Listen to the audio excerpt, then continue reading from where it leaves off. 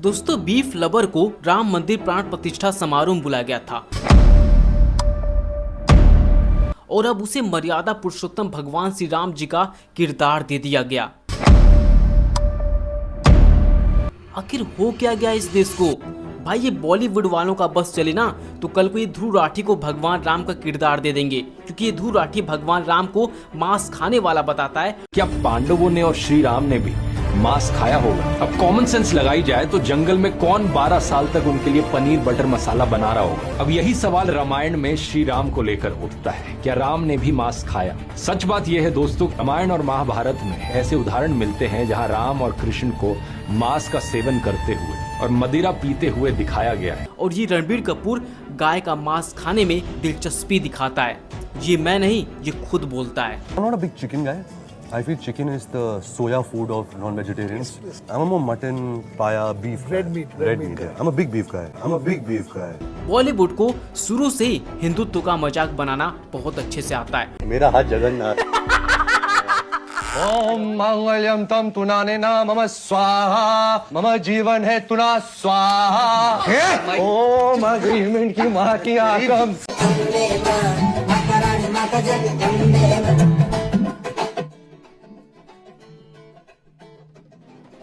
आप लोग बस पीटना चाहते हो मुझे। भाई साहब, किसी और ने लिए होंगे पैसे। नहीं चाहता। चाबी एनी टाइम दराज में रहती है, सब जानते हैं। अब अपने स्टाफ से पूछो। और भाभी, इतना सटके तसली देने की जरूरत नहीं है। 1000 बार कहा कि दूर से भी आवाज सुनाई देती है मुझे। चिपकना जरूरी नहीं होता अल्टेड फिंगर की तरह। और इसलिए बॉलीवुड वालों ने इस हरामखोर रणबीर कपूर को ये रोल दिया है। यही रणबीर कपूर जो भगवान राम का किरदार निभाने वाला है। भाई, मैं तो इसे रावण का किरदार भी ना निभाने दूं। रावण इससे कई बेहतर था। मतलब छोड़ो यार, किससे कंपेयर कर रहा हूं मैं। इस चूतिए को मस्जिद में ज्यादा सुकून मिलता है, लेकिन मंदिरों में नहीं। उल्लू के पट्टे, कहाँ रहा तू? दरगाह हजरत निजामुद्दीन। 2 महीने? घर गया मैं 3 बारी और मुझे वापस लिया नहीं गया। तो दरगाह में इतने टाइम किया क्या? ऐसे क्या मतलब? अरे कुछ तो किया होगा।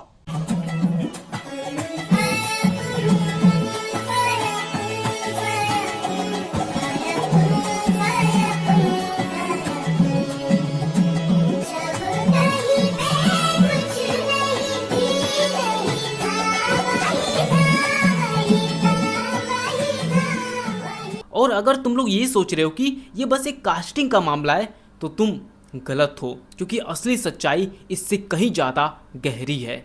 आज इस वीडियो में हम उस पूरी कहानी को खोलेंगे, एक एक परत उठाकर।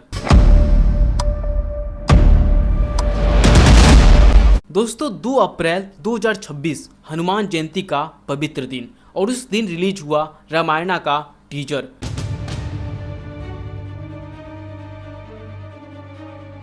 रामायणा फिल्म के डायरेक्टर हैं नीतीश तिवारी, जिन्होंने दंगल जैसी नेशनल हिट फिल्म बनाई है। प्रोड्यूसर हैं नमित मल्होत्रा।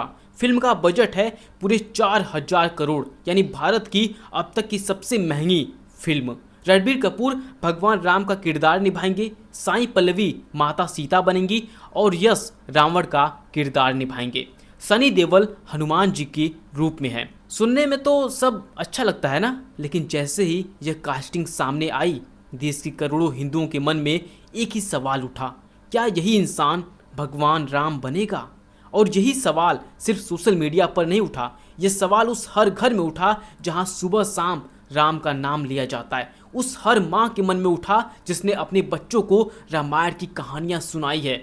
उस हर बुजुर्ग के मन में उठा जो रामानंद सागर की रामायण देखकर आंखें भर लेता था। दोस्तों, इस पूरी कहानी को समझने के लिए हमें थोड़ा पीछे जाना होगा। साल था 2011। रणबीर कपूर अपनी फिल्म रॉक स्टार को प्रमोट कर रहे थे। एक फूड शो पर इंटरव्यू के दौरान उन्होंने बड़े आराम से कहा, my family is from Peshawar, so a lot of Peshawari food has come with them. I'm a more mutton, paya, beef. Red meat. Yeah. I'm a big beef guy. Duck. बस यह बयान दिया।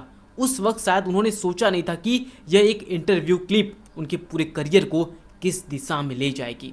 साल 2022 आया, ब्रह्मास्त्र का रिलीज था। रणबीर कपूर और आलिया भट्ट फिल्म के प्रमोशन के लिए उज्जैन के महाकालेश्वर मंदिर पहुंचे, लेकिन वहां बजरंग दल के कार्यकर्ता पहले से मौजूद थे। नारे लग रहे थे, विरोध हो रहा था और आखिरकार दोनों को मंदिर में प्रवेश नहीं करने दिया गया। जो इंसान मंदिर में जा नहीं सका उसे आगे चलकर भगवान राम बनना था। यह तब तो किसी को पता भी नहीं था। अब यहाँ पर खेल शुरू होता है। जनवरी 2024 अयोध्या में राम मंदिर का ऐतिहासिक प्राण प्रतिष्ठा समारोह। पूरा देश उत्साहित था। PM Narendra Modi, CM Yogi Adityanath, RSS प्रमुख मोहन भागवत सब वहाँ थे। बॉलीवुड से अमिताभ बच्चन, रजनीकांत, माधुरी दीक्षित, अनुपम खेर, अक्षय कुमार सब आमंत्रित थे। और इस लिस्ट में एक नाम था जिसने सोशल मीडिया पर आग लगा दी, रणबीर कपूर और आलिया भट्ट। आरएसएस के वरिष्ठ पदाधिकारी सुनील अंबेडकर और अजय मुदपे खुद चलकर इन दोनों से मिले और इनविटेशन दिया। सोशल मीडिया पर लोगों का गुस्सा फूटा। एक यूजर ने लिखा, जिसे मंदिर में घुसने नहीं दिया उसे राम मंदिर के उद्घाटन में बुलाया जा रहा है। दूसरे ने लिखा, गौ माता की बात करते हो और बीफ खाने वाले को इनवाइट करते हो। प्रसिद्ध गायक अभिजीत भट्टाचार्य ने एक इंटरव्यू में खुलकर कहा, जब राम मंदिर का उद्घाटन हुआ तो एक ऐसे इंसान को बुलाया गया जो बीफ खाता है और आप गाय माता की बात करते हैं। और change.org पर एक पिटीशन दाखिल हुई जिसमें साफ लिखा था, रणबीर कपूर खुद बीफ खाने की बात स्वीकार करते हैं, जो उस किरदार के सिद्धांतों के सीधे विरुद्ध हैं जो वो निभाने वाले हैं। भगवान राम हिंदू धर्म में एक पूजनीय हस्ती हैं, एक मर्यादा पुरुषोत्तम पुरुष हैं और उनका चित्रण हमारी धार्मिक भावनाओं का सम्मान करना चाहिए। लेकिन दोस्तों, अब असली ट्विस्ट आता है 2 अप्रैल 2026 को। हनुमान जयंती का पवित्र दिन रामायण का टीजर रिलीज हुआ और सबसे पहले यह टीजर कहाँ दिखाया गया? लॉस एंजलिस, अमेरिका में। भारत में एक दिन बाद, यानी जिस देश की यह कहानी है, जिन करोड़ों लोगों के दिलों में यह महाकाव्य बसता है, उन्हें दूसरे नंबर पर रखा गया। पहले नंबर पर था हॉलीवुड और प्रोड्यूसर नमित मल्होत्रा ने खुद इसका जवाब दिया। उन्होंने कहा, मैं ये फिल्म सिर्फ भारतीयों को खुश करने के लिए नहीं बना रहा। अगर पश्चिम के लोगों को यह पसंद नहीं आई तो मैं इसे अपनी असफलता मानूंगा। सुना आपने? भारतीयों को खुश करना मेरा लक्ष्य नहीं है।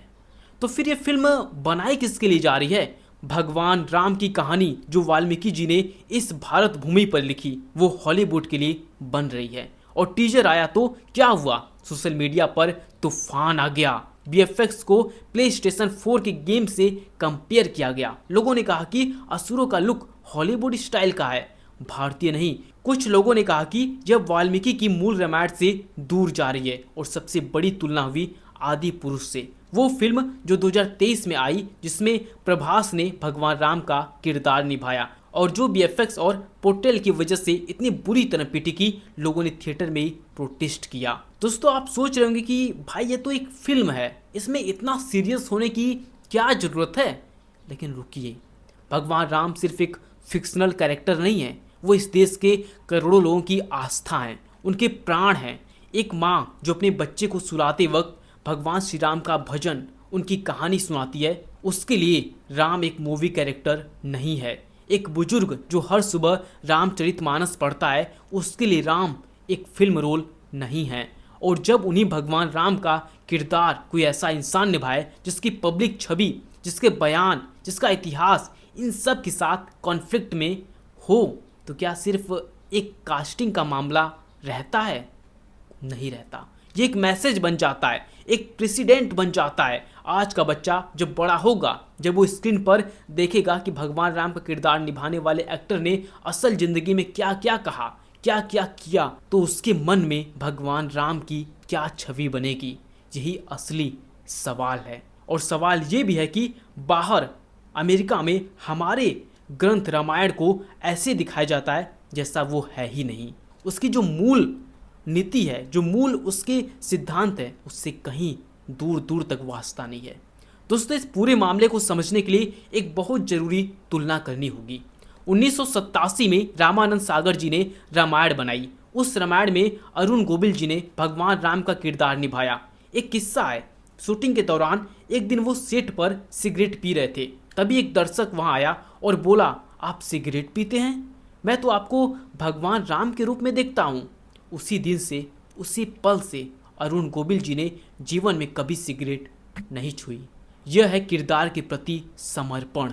यह है उस जिम्मेदारी को समझना जो करोड़ों भक्तों की आस्था आप पर डालती है। और यही फर्क है। एक एक्टर वो होता है जो रोल के लिए पैसे लेता है और एक कलाकार वो होता है जो रोल को अपनी आत्मा में उतार लेता है। अब एक बात और, कुछ लोग कहते हैं भाई एक्टिंग एक प्रोफेशन है, एक्टर की पर्सनल लाइफ से क्या लेना देना।